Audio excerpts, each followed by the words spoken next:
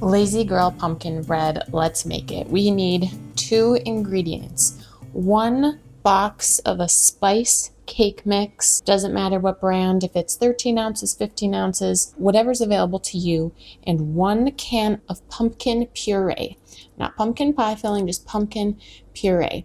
Now, you can also make muffins or cookies with this simple recipe, but today we're just making a bread. Sometimes I like being able to just mix the batter together and put it all into one vessel to bake. My oven is preheated to 350 degrees, and you'll want to go ahead and grease or line a loaf pan, perhaps a 9x9 or an 8x4 loaf pan, to be ready for our batter. Now, I did see some comments on this recipe saying it was a super thick batter, and so one person added 1 tablespoon of water, one person added a 1/4 cup of milk.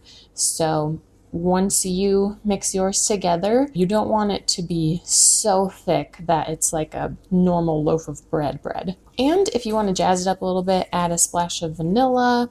You can do that as well. However, just remember, do not follow the instructions on the back of the cake mix box. All it is the cake mix and the pumpkin puree. So this is pretty thick, but I'm just going to go ahead and bake it at this consistency. So if you are going to be making muffins, this will make 12 standard size muffins, and you will bake them at 350 for about 20 minutes. Keep an eye on them.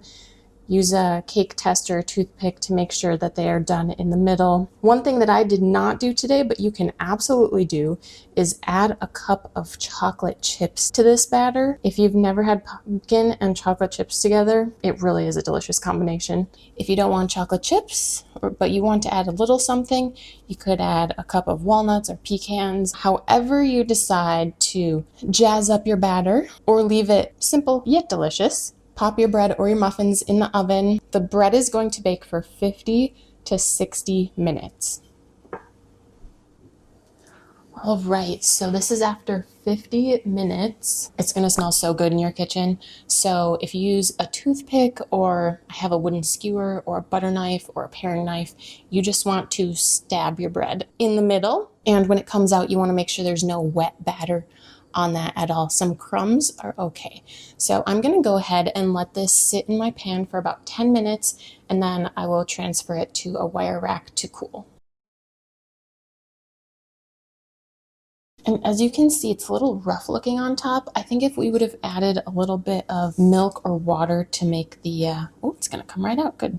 If we would have added a little bit of milk or water to thin it out a little bit, I think we would have achieved a smooth top, but it's a little rustic, fitting for fall. I'm gonna let this cool completely, or at least quite a bit. I'm gonna wait at least a half hour before cutting into it. If you can resist, just wait a little bit, and plus, this way you won't burn your mouth. Let's give this delicious loaf a taste test. It is definitely still warm.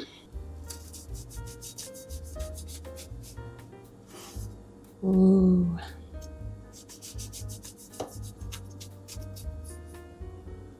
I think it will cut a lot easier when it is completely cooled, so just keep that in mind.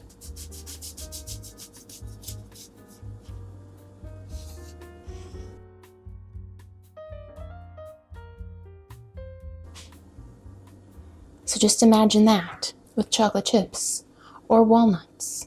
Let's give it a taste test. It's very delicate, and it's going to be very moist. It's very soft, very cakey, but still with some density to it that you would expect with a pumpkin bread. It is not overly sweet for a lazy girl pumpkin bread, and boys can make this too. I say this is pretty decent, especially if you're a beginner baker. This just makes it so easy to put together a nice, warm fall dessert. Give this video a thumbs up if you'd give this recipe a try. Subscribe for more delicious recipes, and if you would like a little bit of a spicier, more involved pumpkin bread, 100% from scratch, go ahead, click here on screen or the one below for homemade pumpkin cookies that are out of this world.